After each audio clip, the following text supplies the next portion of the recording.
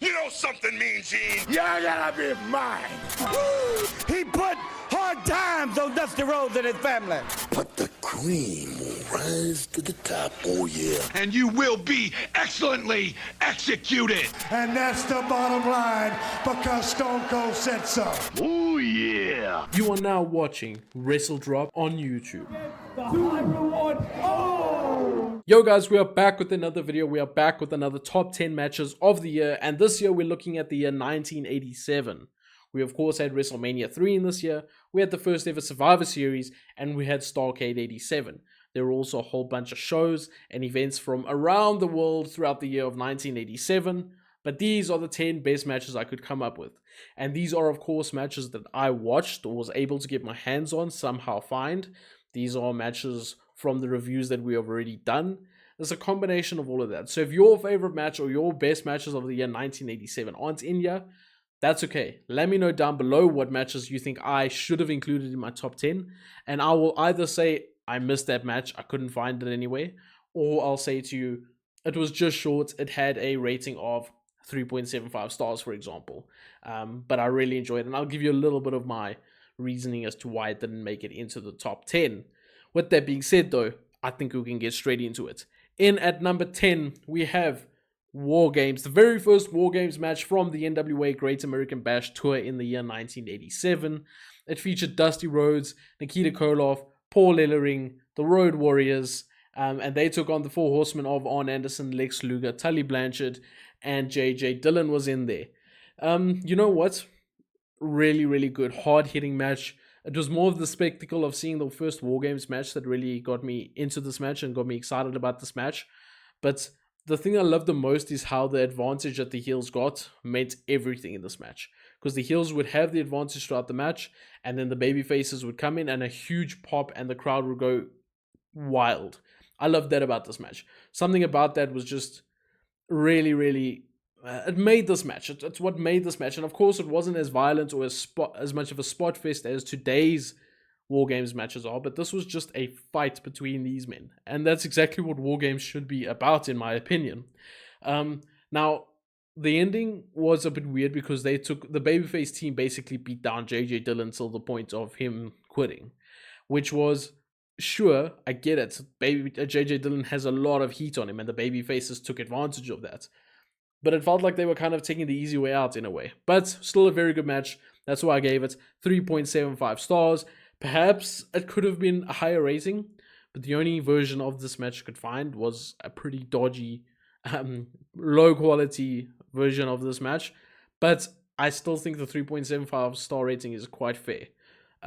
Anyway, let's move on to another iconic match from WrestleMania 3, and this was Hulk Hogan versus Andre the Giant. And you must be thinking, whoa, wait. How is this match in a top 10 best matches? Because anyone who's watched this match knows it's not necessarily a high work rate match. It's not necessarily got the biggest, okay, it does have one of the biggest spots of all time, but it's not necessarily something that you would consider one of the best matches in terms of match quality of all time.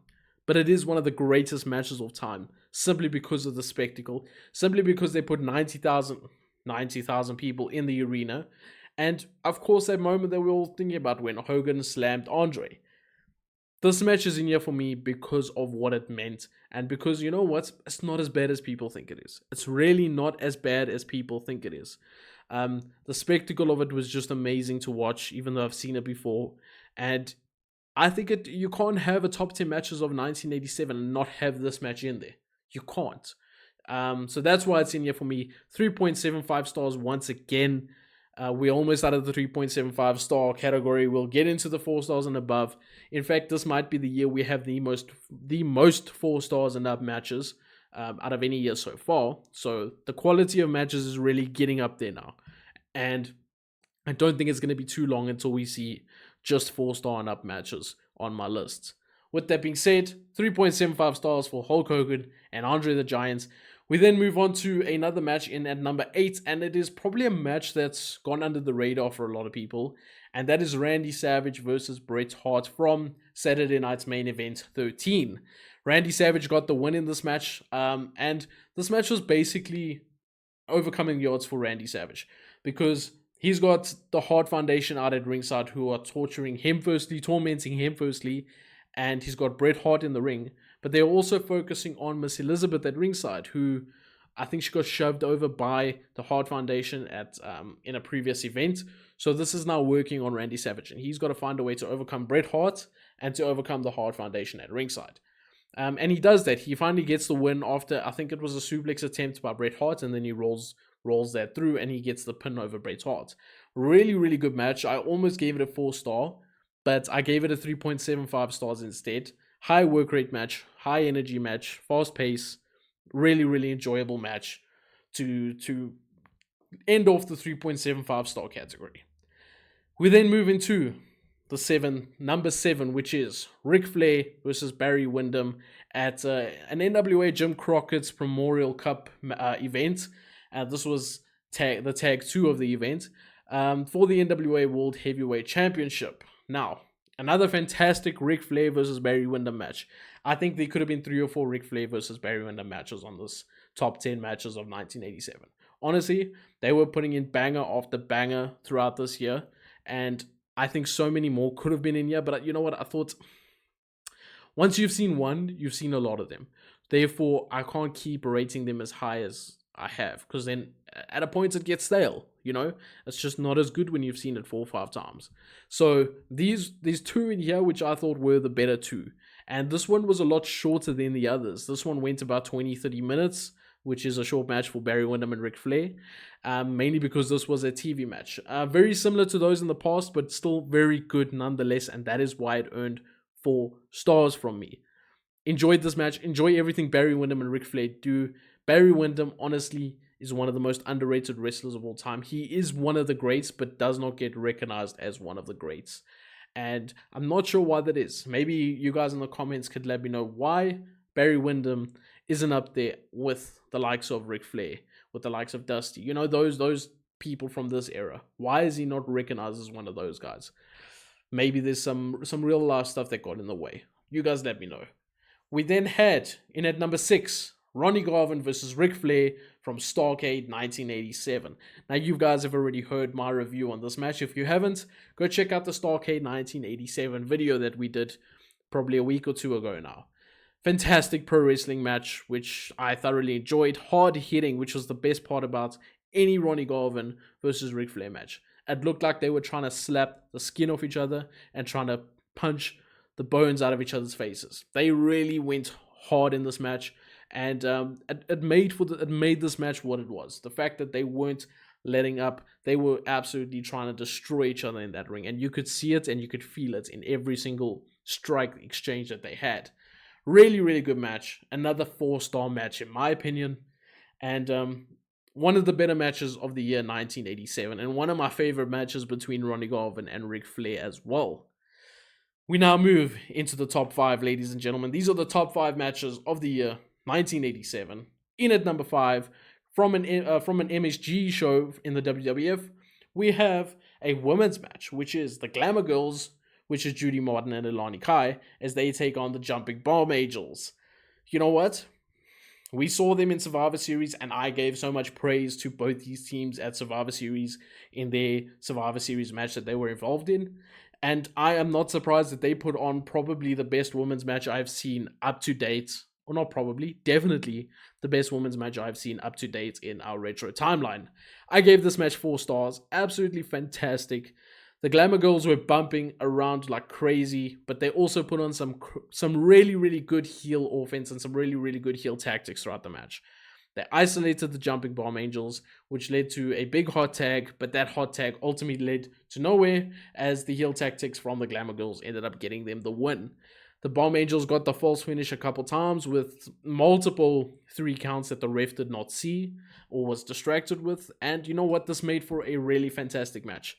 They went 15 minutes plus, which was impressive for a women's match during this time, and I thoroughly enjoyed it. I would like to see more between the Glamour Girls and the Jumping Bomb Angels. I think they were putting on some of the best women's wrestling of this time, and probably, or I can probably confirm that it was the best women's wrestling of this time in all the North American region. So props to them.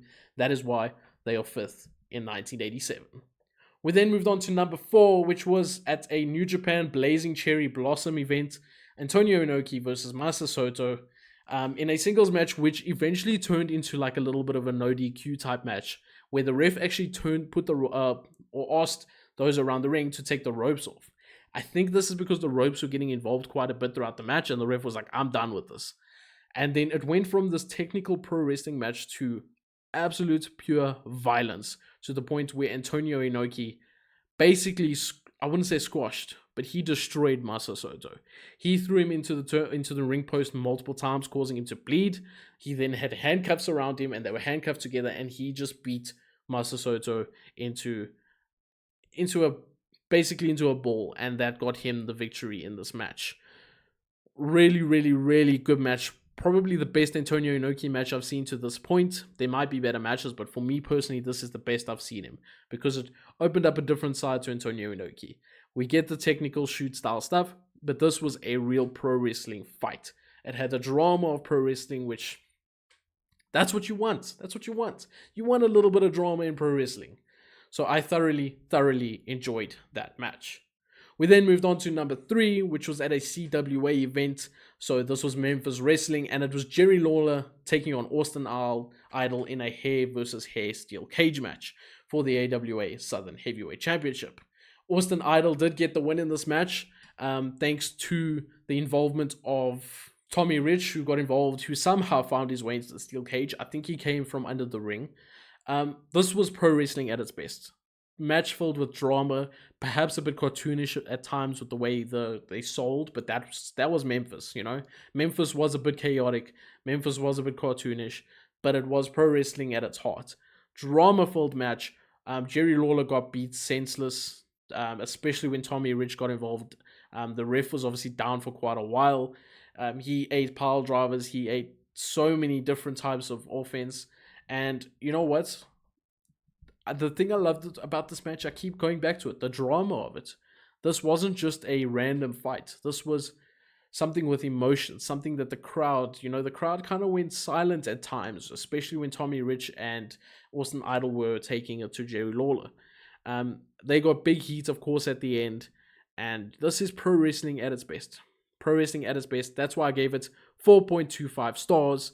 I hope I also mentioned the Antonio Inoki match was also 4.25 stars. I'm not sure if I mentioned that, but both of these matches, 4.25 stars. They were really, really good pro wrestling matches. Do yourself a favor. Try and watch Jerry Lawler versus Austin Idol. It's available on YouTube somewhere. The quality is not great, but you know what? You get the essence of it just by listening to the crowd, listening to the commentary team, and seeing the work that they're doing in the ring. You don't need HD to understand that this is classic pro wrestling. We then had our second best match of, you know what? Let me start this by saying number 1 and 2 for me. I don't know which one was the better match. I am still torn to this day. And you know what? I was racking my brain around it, trying to figure out which match was better in my opinion, and I just couldn't. So, with that being said, I'm going to go with the match that people prefer, that people talk about more, but I'm not sure that is number 1. So let's just say number 1 is a tie for 1987, but I'll go with this format of number 2, Ric Flair versus Barry Windham once again, this time going to a time limit draw for the NWA World Heavyweight Champion. I think they went 60 minutes. The video I saw was 45 minutes, but I think this was shown on TV, and that is why. This was an improvement from their match from 1986, which was already a 4.5 star rating, if you guys remember that. The work rate in this match is just absolutely incredible. These men work at a high pace with great technique, there's no faults in their work. That's the thing. There's no faults in their work, and they do it for 60 minutes. Barry Windham got so close, but once again, not quite there, and he didn't get the victory. Fantastic pro wrestling match. Flair's selling was just incredible throughout this match, of course, as Barry Windham dominated for most of this match. Really, really, really outstanding pro wrestling match. I almost made this a 5-star match as well. This and number 1, so close to being a 5-star match, but not quite there in my opinion. You know what? Maybe it should be. Maybe I'm wrong here. Maybe I'm just trying to hold that 5-star to another level, and I'm making it unachievable. You guys let me know if that's what I'm doing. Am I making the 5-star match just way too unachievable? Should this be a 5-star, and should the next one be a 5-star? Let me know down in the comments below. Should I lower the bar just a tiny bit? Anyway, number 1, WrestleMania 3, Randy Savage versus Ricky Steamboat. An all-time classic, the first WrestleMania classic. Solid work rates, great story, of course, with Ricky Steamboat having his larynx injured by Randy Savage. 2 of the best of all time to do it. We have spoken to death about this match, and I think so many people have spoken to death about this match. One of the greatest WrestleMania matches of all time. Should it have been a 5-star match? Maybe. Do I need to lower my bar for a 5-star match? You guys let me know once again. 4.75 stars for this match, and it is considered the best match of the year 1987. You guys let me know what you thought of this list. Was I on par? Was I a bit off with this list? I did struggle this year, guys. I did struggle this year. I don't know why. I was conflicted on whether I am giving too much to these matches or too little to these matches.